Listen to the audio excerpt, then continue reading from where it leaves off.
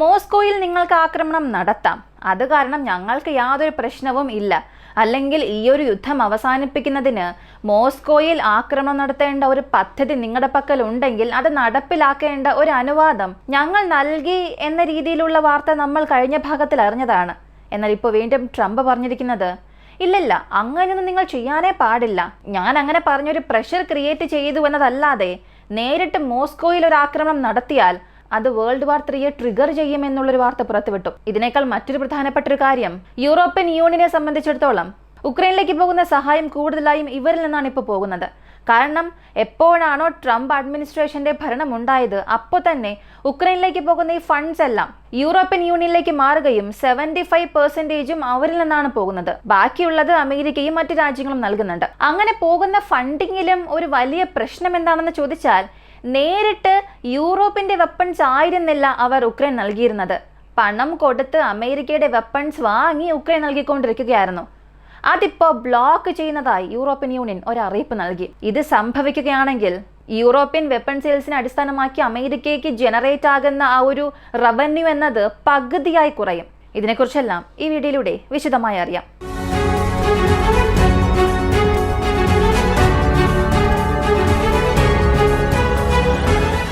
Trump ഇന്നലെ അങ്ങനെ ഒരു അറിയിപ്പ് നൽകിയതിനു ശേഷം, അതായത് നിങ്ങൾക്ക് മോസ്കോയിൽ ആക്രമണം നടത്താം, ഞങ്ങൾക്കതിൽ യാതൊരു പ്രശ്നവുമില്ല, പുട്ടിനെ നമുക്കിവിടെ മുട്ടുകുത്തിപ്പിക്കണമെന്നുണ്ടെങ്കിൽ അതല്ലാതെ മറ്റു മാർഗമില്ല എന്നൊരു സ്റ്റേറ്റ്മെന്റ് പറഞ്ഞു. ട്രംപിന്റെ സമയം മോശമായതുകൊണ്ടാണോ എന്നറിയില്ല, റഷ്യ ഇതിന് ആക്ഷൻസിലൂടെ തന്നെ മറുപടി നൽകിയിട്ടുണ്ട്. വെറും 80 മിനിറ്റിൽ ഉക്രൈൻ പ്രദേശങ്ങളെ നോക്കി 450-ലധികം ഡ്രോണുകൾ ഉക്രൈനിൽ സ്ട്രൈക്ക് ചെയ്യാൻ തുടങ്ങിയിട്ടുണ്ട്. ഇതിന്റെ ഡീറ്റെയിൽസ് ഇപ്പോഴും പുറത്തു വന്നിട്ടില്ല. ഇത്തവണ റഷ്യ ഏത് സൈറ്റ്സിനെയാണ് ആക്രമിച്ചത്, അല്ലെങ്കിൽ ഇതിന് ബാലിസ്റ്റിക് മിസൈൽസ് ഉപയോഗിച്ചിട്ടുണ്ടോ, ഈ വിവരങ്ങളൊന്നും പുറത്തു വന്നിട്ടില്ല. കാരണം ഓരോ തവണയും റഷ്യ ഇങ്ങനെ ഡ്രോൺ ആക്രമണം നടത്തുമ്പോൾ ഉക്രൈനിൽ ബാലിസ്റ്റിക് മിസൈൽസും ഹൈപ്പർസോണിക് മിസൈൽസും ഒരു മിക്സഡ് അറ്റാക്ക് ആയിട്ടാണ് ചെയ്യുക. എന്നാൽ ഇത്തവണ വന്നിരിക്കുന്ന ഒരു പ്രാഥമിക റിപ്പോർട്ട് അനുസരിച്ച് നോക്കിയാൽ ഏതൊരു ബാലിസ്റ്റിക് മിസൈൽ ആക്രമണവും അവിടെ സംഭവിച്ചിട്ടില്ല, ക്രൂയിസ് മിസൈൽ അറ്റാക്കും സംഭവിച്ചിട്ടില്ല. വെറും ഡ്രോണുകൾ മാത്രം വെച്ചൊരു സ്ട്രൈക്ക് നടത്തിയെന്നുണ്ടെങ്കിൽ ഇതൊരു അറ്റാക്ക് ആയിരിക്കില്ല. ഉക്രൈനെ കുറിച്ചുള്ള ഇന്റലിജൻസ് ഗ്യാദർ ചെയ്യാനുള്ള ഒരു പദ്ധതി തന്നെ ആയിരിക്കണം. കാരണം ഇതിനകം ഉക്രൈന്റെ പക്കൽ സ്റ്റോക്ക് പൈൽസ് വളരെ കുറവാണ്. അപ്പോൾ ഡ്രോണുകൾ അകത്തേക്ക് അയക്കുകയാണെങ്കിൽ അതിൽ പകുതിയിലധികം ഡീകോയ് ഡ്രോൺസ് ആയിരിക്കും. ടാർഗറ്റ് ഗ്യാദർ ചെയ്യുന്ന ടാർഗറ്റ് ഡ്രോൺസും അതിലുണ്ടാകും.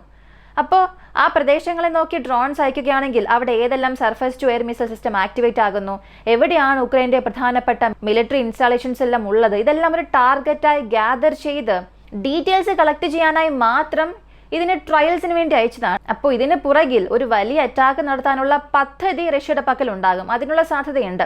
അപ്പോൾ യൂറോപ്യൻ യൂണിയനിൽ ഉണ്ടായിരിക്കുന്ന ഈ ഒരു പ്രശ്നം വളരെ സെൻസിറ്റീവായി തന്നെ മാറിയിട്ടുണ്ട്. യൂറോപ്പിന്റെ രാഷ്ട്രീയം എങ്ങനെ സംഭവിക്കുന്നു, ഈ യൂറോപ്പിന്റെ ആയുധ വിൽപ്പന അല്ലെങ്കിൽ ആയുധ കയറ്റുമതി ഉക്രൈനിലേക്ക് നടക്കുന്നത് എങ്ങനെയാണെന്നുള്ളത് നമ്മൾ അറിയണം. അതിന് ഈ വെപ്പൺസിന്റെ ലിസ്റ്റ് ആദ്യം എടുക്കണം. കൂടുതലായും ഇവർ ഉപയോഗിക്കുന്നത്, അല്ലെങ്കിൽ ഉക്രൈനിലേക്ക് അയക്കുന്ന വെപ്പൺസിനെയൊക്കെ നമുക്ക് 2 തരത്തിൽ എടുക്കാൻ കഴിയും. ഒന്നാമത്തേത് ഒഫൻസീവ് വെപ്പൺസും രണ്ടാമത്തേത് ഡിഫൻസീവ് വെപ്പൺസും. ഉക്രൈൻ ഉപയോഗിക്കുന്ന ഒഫൻസീവ് വെപ്പൺസ് എന്നത് വെറും 25% മുതൽ 30% വരെ മാത്രമാണ്. അതായത് 1% മാത്രമാണ് ഒഫൻസീവിന് വേണ്ടി ഉപയോഗിക്കുന്നത്. ബാക്കിയുള്ള 70%ഓളം വെസ്റ്റേൺ പാർട്ട്നേഴ്സ് വഴി നൽകപ്പെടുന്ന ഡിഫൻസീവ് എക്യുപ്മെന്റ്സ് ആണ്. പാട്രിയോട്ട്, IRIS-T, SIMPT, വീണ്ടും ഈ മാൻപോർട്സ്, ഈ സിസ്റ്റംസ് എല്ലാം 70%-നുള്ളിൽ വരുന്നുണ്ട്. ഈ മുഴുവൻ വെപ്പൺ സെയിൽസിലും നമ്മൾ ഒഫൻസീവ് ഡിഫൻസീവ് എന്ന 2 തരം തിരിച്ചല്ലോ. ഇതിലും വീണ്ടും ഒരുപാട് വെപ്പൺസിനെ 2 തരം തിരിക്കേണ്ടി വരും. ഒന്നാമത്തേത് അമേരിക്ക നിർമ്മിച്ച ആയുധം, രണ്ടാമത്തേത് യൂറോപ്യൻ യൂണിയൻ നിർമ്മിച്ച ആയുധം. ഇവിടെയാണ് പ്രശ്നങ്ങൾ തന്നെ വന്നിട്ടുള്ളത്. ഇപ്പോൾ ഈ 100%, 30% ഒഫൻസീവ് വെപ്പൺസ്, ബാക്കിയുള്ള 70% ഡിഫൻസീവ് വെപ്പൺസ്. ഇതിൽ ഏകദേശം 74% അമേരിക്കയുടെ വെപ്പൺസ് ആണ് ഉക്രൈനിലേക്ക് പോകുന്നത്. അതായത് 1/4 ഭാഗം മാത്രമാണ് യൂറോപ്യൻ യൂണിയൻ ഉക്രൈനിലേക്ക് നൽകുന്നത്. അതായത് യൂറോപ്യൻ യൂണിയൻ നിർമ്മിച്ച ആയുധങ്ങൾ ഉക്രൈനിലേക്ക് നൽകുന്നത്.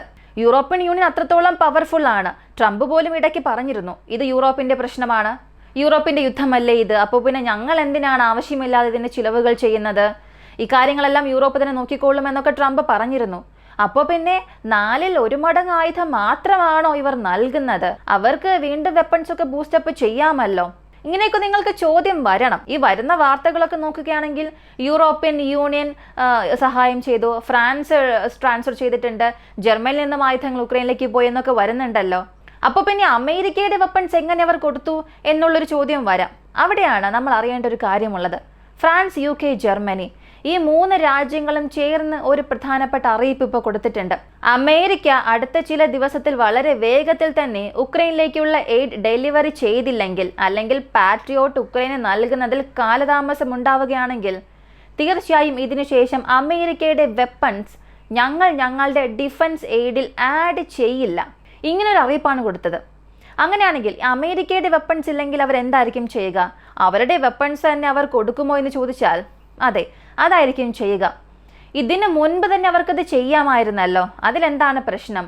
എന്തുകൊണ്ടാണ് ഇപ്പോൾ ഇങ്ങനൊരു തീരുമാനം എടുക്കുന്നതെന്ന് ചോദിച്ചാൽ, ഇപ്പോൾ യൂറോപ്യൻ യൂണിയനിൽ നിന്നും ഒരു വെപ്പൺ ട്രാൻസ്ഫർ ആവുകയാണ്. ഇപ്പോൾ പാട്രിയോട്ട് ജർമ്മനി ഫണ്ട് നൽകുകയാണെങ്കിൽ ഇവയെല്ലാം അവരുടെ ഓൺ സിസ്റ്റംസ് അല്ല. അവർ ഇതിനകം ഉപയോഗിച്ചുകൊണ്ടിരിക്കുന്ന സിസ്റ്റംസ് മാത്രമാണ് ഇവിടെ അവർ സ്വന്തം ആയുധങ്ങളായി നൽകിയത്. ബാക്കിയുള്ള എല്ലാ ആയുധങ്ങളും, ഉദാഹരണത്തിന് ചില ദിവസങ്ങൾക്ക് മുൻപ് UK 2.4 ബില്യൺ യൂറോസ് മതിപ്പിൽ ഒരു മിലിറ്ററി എയ്ഡ് ഉക്രൈൻ നൽകിയിരുന്നു. അങ്ങനെ അറിയിച്ചതിൽ വെറും 0.6 യൂറോ മാത്രമായിരുന്നു നേരിട്ട് ക്യാഷ് ഉക്രൈനിലേക്ക് പോയത്. ബാക്കിയുള്ള ആയുധങ്ങളെല്ലാം ഫണ്ടിങ്ങിലായിരിക്കും വരിക. ഈ ഫണ്ടിങ്ങിൽ ആയുധങ്ങളെല്ലാം ഉക്രൈനിലേക്ക് നൽകുമെന്നും പറഞ്ഞിരുന്നു. അപ്പോൾ UK അവരുടെ സ്വന്തം വെപ്പൺസ് ആണോ നൽകുക എന്ന് ചോദിച്ചാൽ ഇല്ല. ഈ 2 ബില്യണിലധികം വരുന്ന ആ ഒരു ബഡ്ജറ്റ്, ഈ ക്യാഷ് പോയി ബാക്കിയുള്ള ആ ഒരു എമൗണ്ടിന് അമേരിക്കയുടെ പക്കൽ നിന്നും വെപ്പൺസ് വാങ്ങും. ആ വെപ്പൺസ് വാങ്ങി അതിനെ ഉക്രൈനിലേക്ക് ട്രാൻസ്ഫർ ചെയ്യും. അപ്പോൾ ഇവിടെ പണം കൊടുത്ത് US മെയ്ഡ് വെപ്പൺസ് വാങ്ങി ട്രാൻസ്ഫർ ചെയ്യുന്ന ജോലി മാത്രമാണ് യൂറോപ്യൻ യൂണിയൻ ചെയ്തത്. ഇതിനാണിപ്പോൾ ഇവിടെ ഒരു തിരിച്ചടി വന്നിരിക്കുന്നത്. ഞാൻ എന്തിന് ഇനി അങ്ങനെ ചെയ്യണം? ഞാൻ എന്തിന് പണം കൊടുത്ത് വെപ്പൺസ് നിങ്ങളുടെ പക്കൽ നിന്ന് വാങ്ങണം? എൻ്റെ പക്കൽ തന്നെ വെപ്പൺസ് ഉണ്ടല്ലോ. എൻ്റെ പക്കൽ എയർ ഡിഫൻസ് സിസ്റ്റം ഉണ്ട്, എൻ്റെ പക്കൽ ആയുധമുണ്ട്, എയർ ടു എയർ മിസൈൽ ഉണ്ട്. ഇതെല്ലാം ഞാൻ തന്നെ ഉക്രൈന് നൽകാം. അങ്ങനെ ചെയ്താൽ എനിക്കതിന് പണം കുറവല്ലേ ആവുകയുള്ളൂ.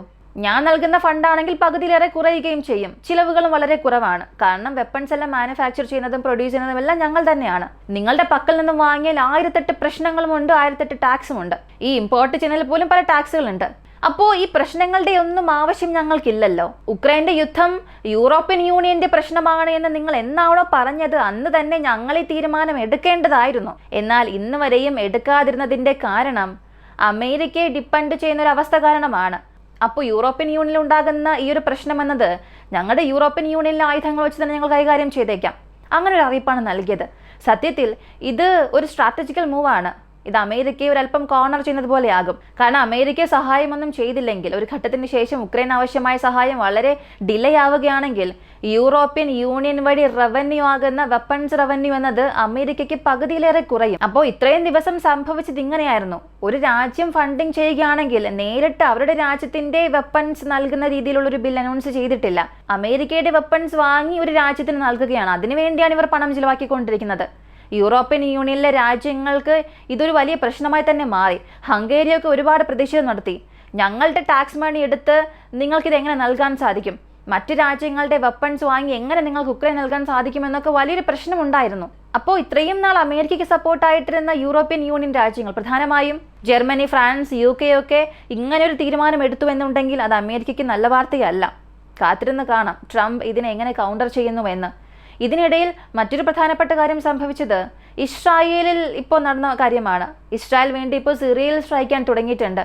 164 സ്ഥലങ്ങളിൽ കൂടുതൽ 4 മണിക്കൂറിനുള്ളിൽ തന്നെ അവരുടെ ഏരിയൽ സ്ട്രൈക്ക് നടത്തി. ഇതൊരു ചെറിയ വാർത്തയല്ല, ഒരു നോർമൽ സ്ട്രൈക്ക് പോലെ തോന്നുന്നുമില്ല. ഏതോ ഒരു പ്രധാനപ്പെട്ട എന്തോ ഉദ്ദേശത്തോടു കൂടി ഇസ്രായേൽ സിറിയയിൽ സ്ട്രൈക്ക് ചെയ്യാൻ തുടങ്ങിയിട്ടുണ്ട്. അടുത്ത ചില ദിവസത്തിൽ ഇസ്രായേലിലെ ടെറിട്ടറി സിറിയയെ നോക്കി എക്സ്പാൻഡ് ചെയ്യാൻ തുടങ്ങിയാൽ അതിൽ ആശ്ചര്യപ്പെടാൻ ഒന്നും തന്നെ ഇല്ല.